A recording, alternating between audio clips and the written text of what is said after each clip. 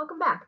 Now that you've had a chance to understand what makes a good source and why we cite, as well as do some reflection about what sources are quality, now we can learn how to create citations for scholarly journals.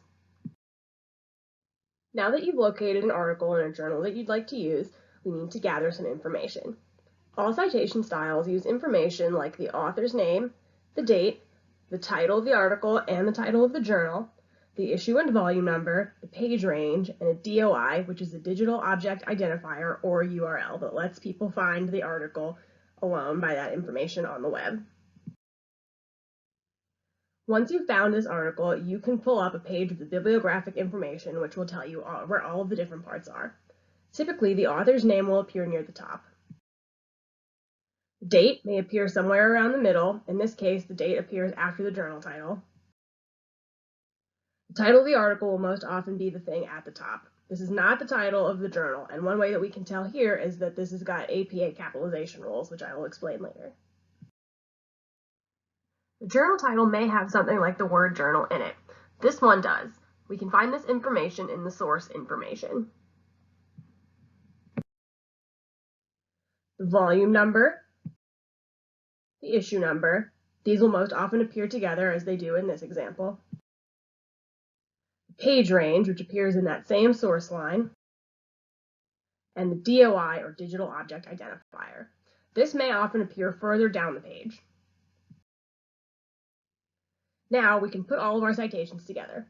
First, we'll take a look at APA 7th edition, which is the current edition of APA.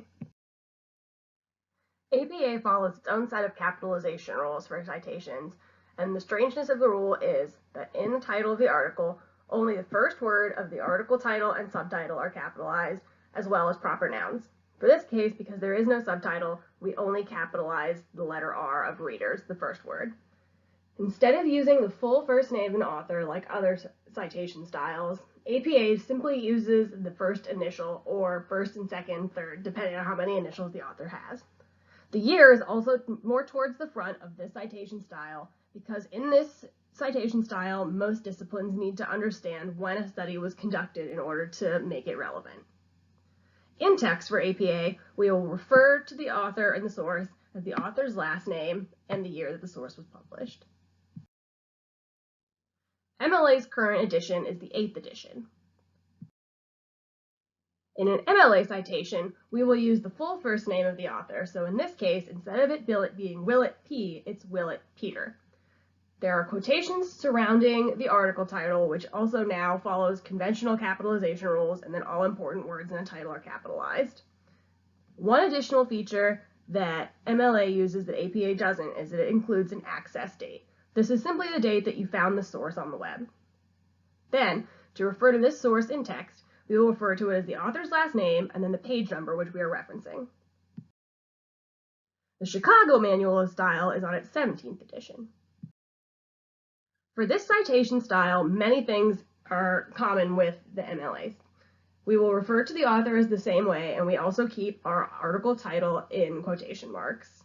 We will also use our DOI and access date towards the end of the citation. However, the access date will come first in this case.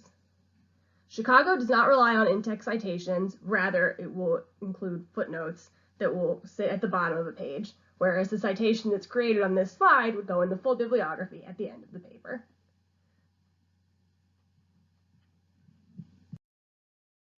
Thank you for watching, and I hope that this presentation helps you understand how to craft citations for scholarly journals in the 3 major citation styles.